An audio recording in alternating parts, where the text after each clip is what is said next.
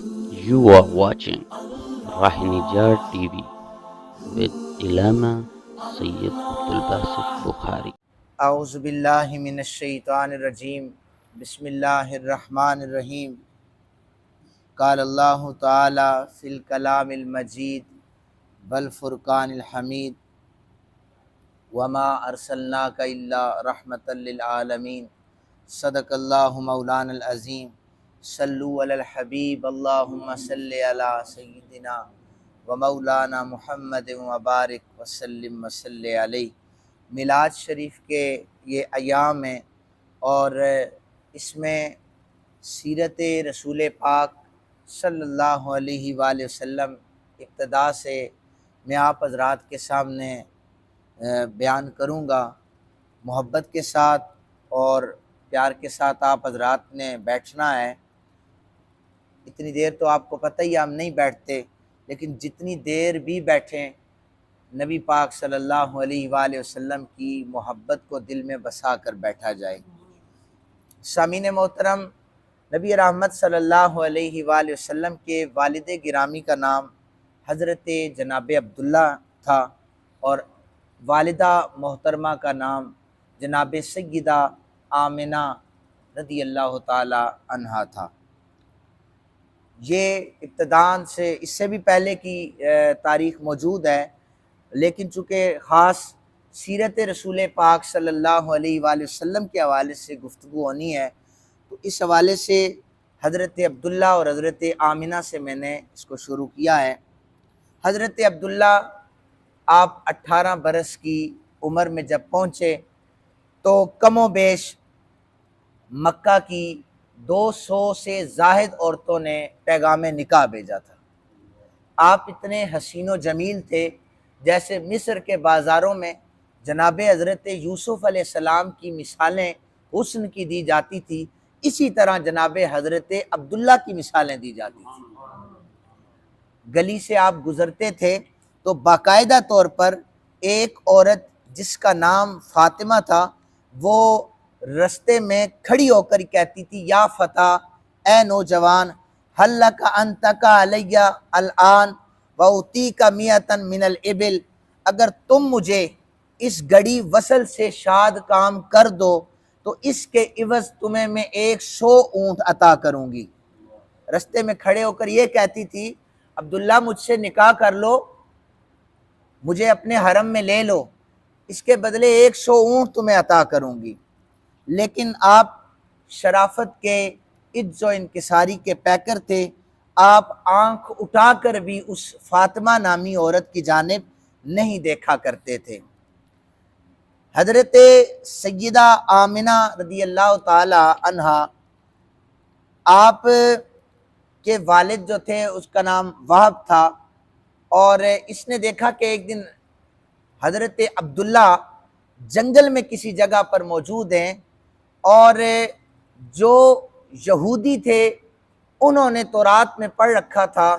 جو آخری نبی آئے گا اس کے والد میں کون کون سی نشانیاں پائی جاتی ہیں، وہ سمجھتے تھے کہ اسرائیلی ہوگا، لیکن جب انہوں نے نشانیاں دیکھی تو وہ ساری کی ساری نشانیاں، چونکہ حضرت عبداللہ اسماعیلی تھے، ان کے اندر پائی جاتی تھی، تو وہ جھاڑیوں سے نکل کر انہوں نے حملہ کیا۔ ان کی تعداد 100 تھی۔ تو حضرت آمنہ رضی اللہ تعالیٰ عنہ کے جو والد تھے، انہوں نے دیکھا نوجوان اکیلا ہے اور 100 بندے اس پر حاوی ہو چکے ہیں، لیکن جب وہ حملہ کرنے کے لیے آگے بڑھے کہ میں اس نوجوان کو بچا لوں، سفید کپڑوں میں ملبوس کچھ مزید نوجوان آئے، انہوں نے یہودیوں کو بھگا دیا اور جناب حضرت عبداللہ کی حفاظت کی۔ وہ وہب کہتے ہیں کہ میں اس دن سے ارادہ میں نے بنا لیا تھا کہ میں اپنی بیٹی کا نکاح اس پاک باز یہ جو مرد ہے اس سے کرواؤں گا، میری بیٹی اس کے حرم میں جائے گی، میں نے اسی دن ٹھان لیا تھا۔ نبی پاک صلی اللہ علیہ وآلہ وسلم نے فرمایا، اللہ نے مجھے پاک پشتوں سے پاک رحموں میں منتقل فرمایا ہے، اوپر سے نیچے تک لڑی میں کوئی بھی ناپاک نہیں ہے، اور ایسا عقیدہ رکھنے والا بھی دائرہ اسلام سے خارج ہے۔ یہ ہمارا عقیدہ ہے کہ آقا کریم رؤوف الرحیم صلی اللہ علیہ وآلہ وسلم کا نور پاک پشتوں میں سے پاک رحموں میں منتقل ہوا۔ یہ پاک پشتوں میں جب نور چلتا آیا تو یہ نور واضح طور پر جناب حضرت عبداللہ کی پیشانی میں چمکا کرتا تھا۔ تو رستہ روک کر یہ عورت کہا کرتی تھی، عبداللہ تیری پیشانی، میں تیری دیوانی نہیں ہوں، تیری پیشانی میں جو نور چمکتا ہے نا، میں اس کی دیوانی ہوں۔ کیونکہ راہب جو تھے انہوں نے بتایا ہوا تھا کہ جو آخری نبی آئیں گے اس کے جو والد گرامی حضرت عبداللہ، ان میں یہ نشانیاں پائی جاتی ہیں۔ ہر ایک عورت یہ چاہتی تھی کہ ہمارے بطن سے اس نشانی کا ظہور ہو جائے، لیکن یہ قسمت سیدہ آمنہ رضی اللہ تعالی عنہا کے نصیب میں تھی، آپ کے مقدر میں تھی۔ سیدہ آمنہ خود بیان فرماتی ہیں، خیر آپ کی شادی ہو گئی حضرت عبداللہ سے، سیدہ کہتی ہیں ما شعرت بانی حملت به ولا وجدت له ثقلا، مجھے اپنے حاملہ ہونے کا پتہ ہی نہیں چلا، کیونکہ نہ تو مجھے کسی قسم کا بوجھ محسوس ہوا اور نہ ہی دیگر عورتوں کی طرح کسی قسم کی کوئی تکلیف ہوئی۔ حضرت آمنہ یہ اپنا حال خود بیان فرماتی ہیں، اور اس کو طبقات ابن سعد میں، سیرت حلبیہ میں اور امام زرقانی نے بھی نقل کیا ہے۔ حضرت جناب عبداللہ نبی پاک صلی اللہ علیہ وآلہ وسلم کے پیدائش سے، آپ کے ظہور سے پہلے، دنیا میں آنے سے پہلے ہی اس دار فانی سے رخصت ہو گئے تھے۔ آپ تجارت کی غرض سے شام تشریف لے گئے تھے، رستے میں آتے ہوئے طبیعت خراب ہو گئی، قافلے والوں سے کہا تم لوٹ جاؤ اپنے گھروں کی جانب، اپنی منزل کی جانب، میرے قریب رشتہ دار ہیں، طبیعت میری ساتھ نہیں دیتی کہ میں تمہارے ساتھ چلوں، عمر 18 برس ہے، اور آپ نے فرمایا کہ میں رشتہ داروں کے گھر رکوں گا، کچھ دن آرام کروں گا، ٹھیک ہو گیا تو میں واپس منزل پر پہنچ آؤں گا، گھر لوٹ آؤں گا۔ 1 مہینہ بیمار رہے، اللہ کو یہی منظور تھا کہ جناب حضرت عبداللہ اس دار فانی سے کوچ فرما گئے۔ یہ انتہائی بڑا غم تھا جناب حضرت عبد المطلب کے لیے، اور آپ کے لاڈلے بیٹے تھے۔ حضرت عبد المطلب پریشان تھے ہی، لیکن سیدہ آمنہ جب 200 عورتیں ریجیکٹ کر کے ایک عورت کو اپنایا جائے اور 18 سال کا جوان ہو اور وہ اپنے لخت جگر کو دنیا میں آتا ہوا بھی نہ دیکھے، دنیا سے چلا جائے، تو اس عورت پر جو غم کے پہاڑ منڈلاتے ہیں وہ ہماری سوچ سے بھی ماورا ہیں۔ یعنی جس عورت کی خوشیاں عالم شباب میں ختم ہو چکی تھی، جو شادی کے چند ماہ بعد بیوہ ہو چکی تھی، ایسے حضرت عبداللہ کے جو سینکڑوں دلوں میں دھڑکتے تھے وہ اچانک داغ مفارقت دے گئے۔ حضرت آمنہ کو ان کا آخری دیدار بھی نصیب نہیں ہوا۔ اب پرورش تھی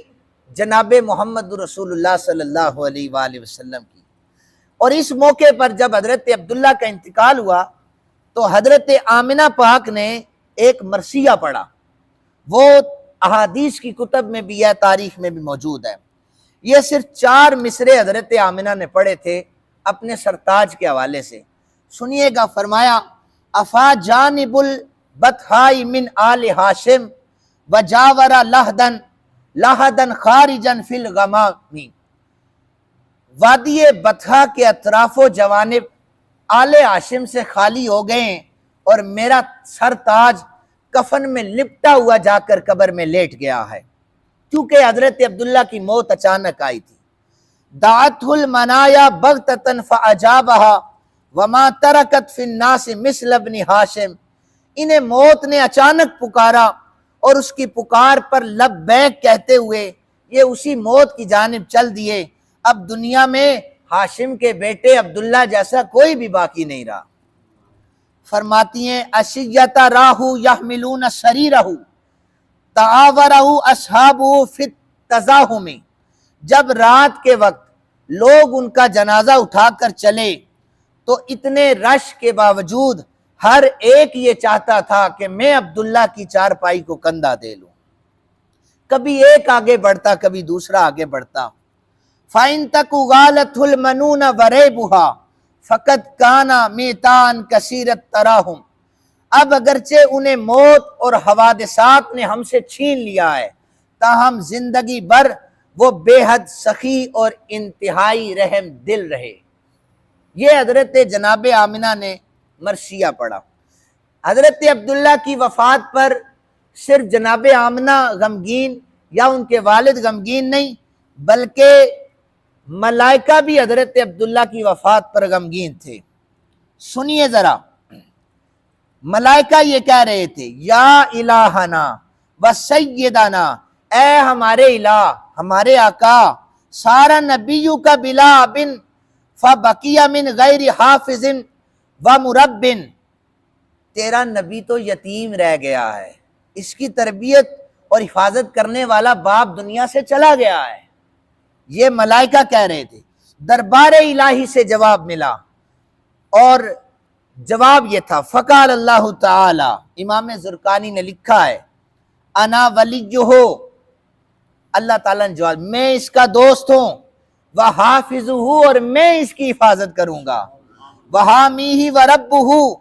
اور میں اس کا نگہبان بھی بنوں گا، اس کا حامی بھی بنوں گا، اور اس کی تربیت کا ذمہ دار بھی میں ہوں گا،